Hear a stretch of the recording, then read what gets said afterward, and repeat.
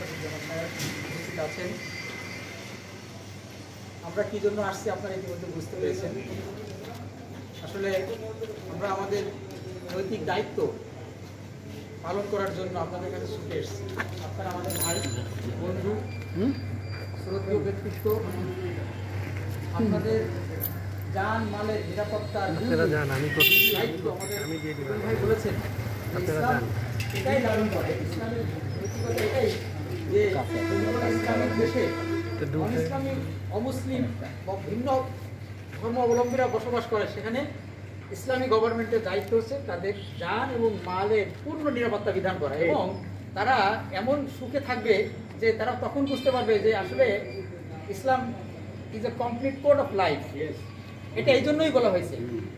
তো এইরকম সুযোগ এই উপমহাদেশে কোনো দেশে আসেনি, যার কারণে মানুষ মনে করে যে এই দাড়ি টুপিওয়ালা এরাই মনে হয় আসলে ইসলাম আমাদের অন্য ধর্মের শত্রু। না, আসলে আপনারা আমরা যদি পড়াশোনা করি, পড়াশোনা তাহলে বুঝতে পারবেন যে ইসলাম সবার জন্য সমান।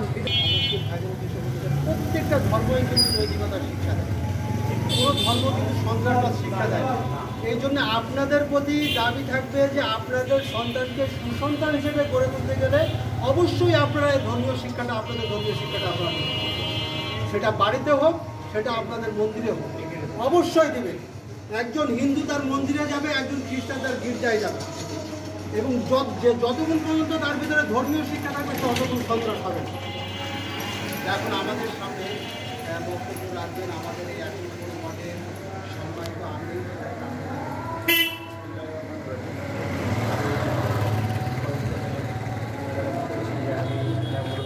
কষ্ট করে এখানে দাঁড় করালাম। আমি দীর্ঘদিন যাবৎ ছোটোবেলা থেকে দেখে আসছি তাদেরকে, তারাই আমার সামনে আমাদের সবচেয়ে প্রবীণ বিষ্ণু কাকার ছেলে, ওনার দেবসুইটের তারা মালিক। ছোটোবেলা থেকে দেখে আসছি এই জায়গাটায়, এই পুজো মণ্ডপটা এই ওয়ার্ডের মধ্যে সবচাইতে জাঁকজমকপূর্ণ ভাবে এবং এই অঞ্চলটুকুর মধ্যে আমাদের এই কাকাদের সম্প্রদায়ের লোকজনই বেশি বসবাস করে। সবচেয়ে বড় এখন বিরাজ